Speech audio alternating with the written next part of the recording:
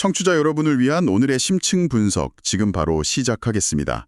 저희가 오늘 좀 파헤쳐 볼 자료는요. 케어유 뉴스의 김형래 편집장님이 매일 아침 전해주시는 아침마다 지혜라는 시리즈 칼럼 중 하나입니다. 그중에서도 243 절제와 계획이 만드는 시니어의 품격 있는 경제적 자유 이 글인데요. 은퇴 이후의 자산 관리에 대한 건데 이게 단순히 돈을 불리는 법이 아니라 어떻게 돈을 지킬 것인가에 대한 아주 현실적인 지혜가 담겨 있더라고요. 네, 맞아요. 그래서 오늘 저희 목표는 이 칼럼을 나침반 삼아서요.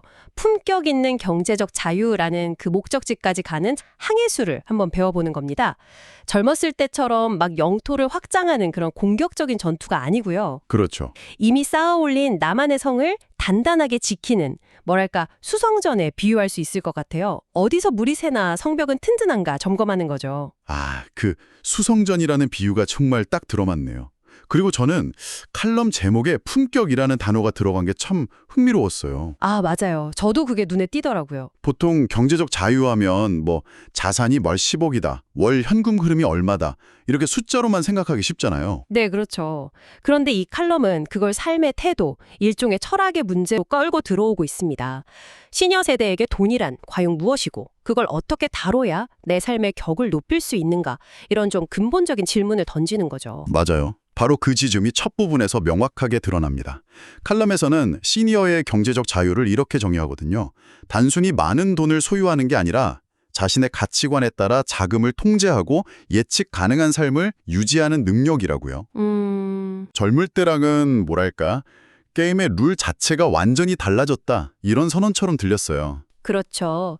젊을 때는 불확실성을 좀 감수하더라도 자산에 증식시키는 소위 말하는 공격적인 투자가 미덕일 수 있죠. 네. 하지만 은퇴 후에는 이미 확보한 자산의 가치를 보존하고 안정적인 현금 흐름을 만드는 이제 방어적인 전략으로 전환해야 한다고 칼럼은 강조합니다. 이건 투자 포트폴리오를 조정하는 기술적인 차원을 넘어서요. 삶의 우선순위를 재정렬하는 것에 가깝습니다. 하이 리스크 하이 리턴의 짜릿함보다는 이제는 로우 리스크 스테디 리턴의 안정감이 훨씬 중요해지는 시기니까요. 그런데 평생을 공격수로 살아왔는데 갑자기 포지션을 바꿔서 수비수가 되라고 하면 심리적으로 좀 위축되거나 재미없게 느껴질 수도 있을 것 같아요. 아, 그럴 수 있죠. 마치 성장은 끝났고 이제 현상 유지만 남았다. 이런 느낌이랄까요? 충분히 그렇게 느끼실 수 있습니다. 하지만 이 칼럼은요. 그 수비를 소극적인 후퇴가 아니라 내 삶의 주도권을 지키기 위한 적극적인 관리의 개념으로 봐야 한다고 말하는 것 같아요. 적극적인 관리요? 네. 외부 시장의 변동성에 내 노후를 맡기는 게 아니라 내 통제하에 있는 시스템 안에서 안정감을 찾는 거죠. 그게 바로 새로운 형태의 성취감이 될 수 있다는 겁니다. 예측 불가능한 수익률 숫자보다 예측 가능한 내 삶이 주는 만족감이 훨씬 클 수 있거든요. 관점을 그렇게 바꾸니까 훨씬 긍정적으로 들리네요. 자, 그런데 여기서 칼럼이 지적하는 가장 큰 위험 요소가 저는 좀 의외였어요. 저는 거창한 투자 실패나 금융사기 이런 걸 생각했는데 그게 아니더라고요.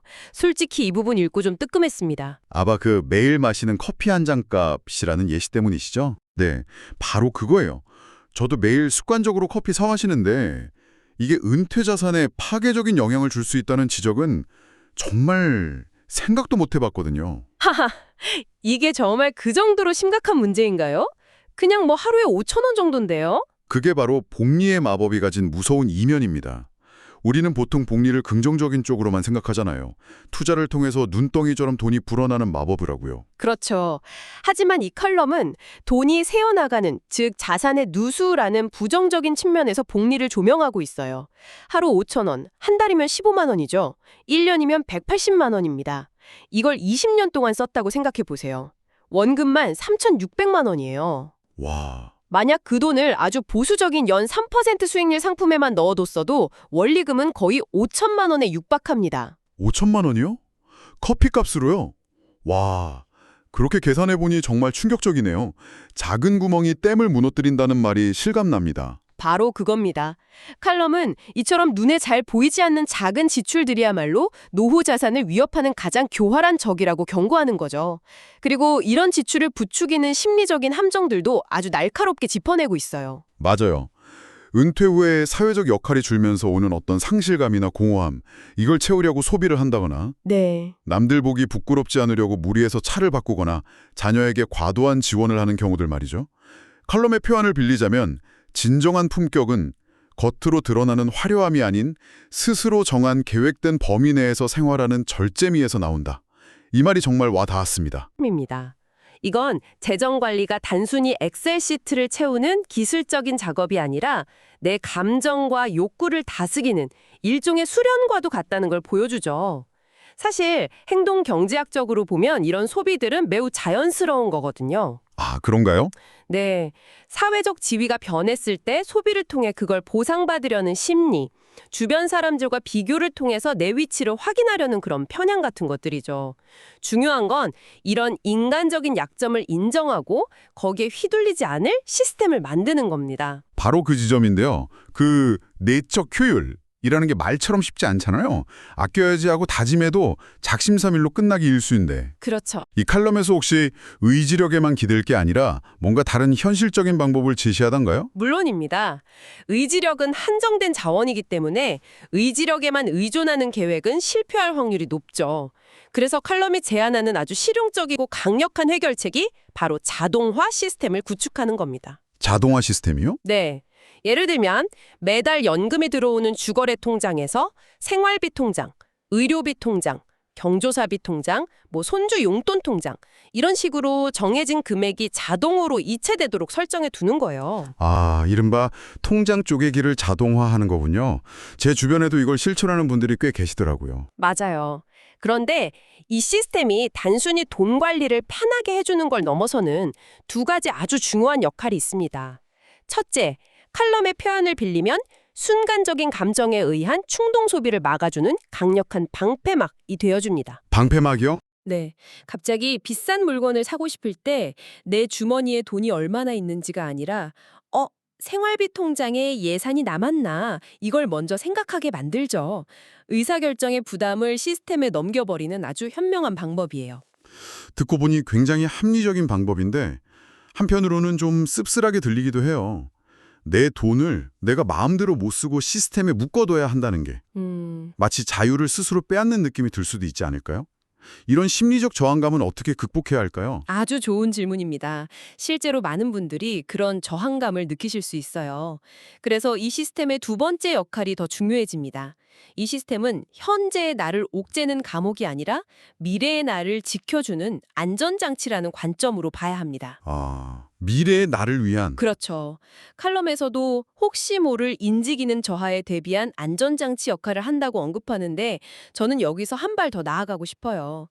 요즘처럼 금융사기 수법이 고도화되고 교묘해지는 시대에 이런 자동화 시스템은 복잡한 금융 의사결정을 내려야 하는 순간 자체를 원천적으로 줄여줘요.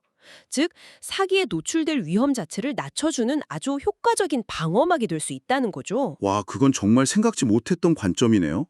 금융사기 예방 효과까지 있다니 단순히 돈을 아끼는 기술이 아니라 미래의 나를 보호하는 든든한 경호 시스템처럼 느껴지는데요. 맞습니다. 바로 그런 관점의 전환이 심리적 저항감을 극복하는 열쇠입니다. 그리고 칼럼은 여기서 한 걸음 더 나아가서 이 시스템을 꾸준히 유지하게 만드는 근본적인 동력을 찾아야 한다고 강조해요. 나만의 이유를 찾으라는 부분이요. 막연히 절약해야 한다는 강박관념이 아니라 배우자와 매년 결혼기념일에 멋진 여행을 가기 위해서라거나 손주들이 대학에 갈 때 의미 있는 학자금을 보태주기 위해서처럼요. 바로 그 지점입니다. 아주 구체적이고 긍정적인 목표를 세우라는 조언이 인상 깊었어요. 네, 칼럼에서는 이 구체적인 동기가 단기적인 유혹을 이겨내고 장기적인 목표로 나아가게 하는 나침반이 되어준다고 비유하는데 정말 적절하죠. 커피 한 잔 안 마시기라는 행위가 고통스러운 희생이 아니라 배우자와의 행복한 여행이라는 소중한 목표를 이루기 위한 즐거운 과정으로 재인식되는 거예요. 이걸 행동경제학에서는 긍정적 프레이밍이라고 부릅니다. 같은 행동이라도 어떤 틀 안에서 보느냐에 따라 우리의 감정과 행동이 완전히 달라지는 거죠. 절제를 고통이 아닌 행복을 위한 투자로 만드는 힘이 바로 이 나만의 이유에서 나오는 겁니다. 그렇군요. 결국 기술적인 시스템과 긍정적인 동기라는 두 개의 바퀴가 함께 굴러가야 하는 거네요. 자, 그럼 이 모든 내용을 종합해 보면 이 칼럼이 말하는 시니어의 자산 관리는 어떤 모습일까요? 칼럼은 아주 명쾌하게 결론을 내립니다. 시니어의 자산 관리는 완벽을 기하는 복잡한 예술이라기보다 꾸준함을 유지하는 규율의 과정에 가깝자고요. 이 메시지는 시니어분들께 정말 큰 위안과 자신감을 준다고 생각해요. 어떤 점에서 그런가요? 매일같이 쏟아지는 새로운 금융상품이나 급변하는 주식시장, 따라가기 벅찬 투자 기법에 더 이상 휘둘릴 필요가 없다는 거니까요. 아, 그런 화려한 기술을 좇는 대신에 가장 기본적인 것에만 충실하면 된다고 말해주는 겁니다. 첫째, 가계부든 앱이든 내 돈이 어디로 들어오고 나가는지 투명하게 파악하고, 둘째, 커피값처럼 불필요한 누수를 막고, 셋째, 남은 자산을 안정적으로 운용하는 것. 이 세 가지 단순한 원칙을 꾸준히 지키는 것만으로도 충분히 품격 있는 노후를 보낼 수 있다는 희망을 주는 거죠. 화려한 공격 기술이 없어도 튼튼한 기본기만으로 성을 지킬 수 있다 이 말씀이시군요. 그렇습니다. 칼럼은 바로 그런 꾸준한 기율과 태도가 궁극적으로 노년의 삶에 대한 통제감과 자신감, 그리고 경제적 불안으로부터 자유로운 진정한 황혼의 여유를 가져다 준다고 마무리합니다. 감이나 유행이 아니라 객관적인 데이터에 근거해서 합리적으로 소비하고 보수적으로 자산을 운용하는 것. 이것이야말로 이 시대의 현명한 시니어가 갖춰야 할 최고의 경제적 덕목이라는 강력한 메시지를 던지고 있죠. 오늘 김영래 편집장님의 칼럼을 통해서 시니어의 품격 있는 경제적 자유에 대해 정말 깊이 있게 파헤쳐본 것 같습니다. 핵심을 다시 짚어보자면 자동화 같은 통제 가능한 규율을 통해서 예측 가능한 안정감을 확보하고요. 네, 그 모든 것을 지탱하는 나만의 긍정적인 이유를 찾는 것, 이거였네요. 맞습니다. 이 칼럼은 평생 모은 자산을 어떻게 더 불릴까가 아니라 어떻게 잘 지켜낼까에 대한 매우 설득력 있는 로드맵을 제시했습니다. 여기서 청취자 여러분께 마지막으로 한 가지 질문을 던져보면서 마무리하고 싶습니다. 네, 오늘 우리가 나눈 이 모든 재정 계획, 이 단단한 성벽은 결국 당신의 삶에서 무엇을 지키기 위한 것인가요?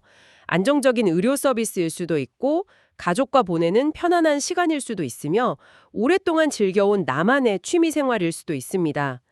당신이 노년기에 그 어떤 것과도 바꾸고 싶지 않은 가장 가치 있게 지키고 싶은 그 무형의 자산은 무엇인가요? 그리고 지금 당신의 계획이 그 소중한 가치를 지켜내는데 얼마나 튼튼한 방패가 되어주고 있는지 한번 차분히 점검해 보시는 건 어떨까요?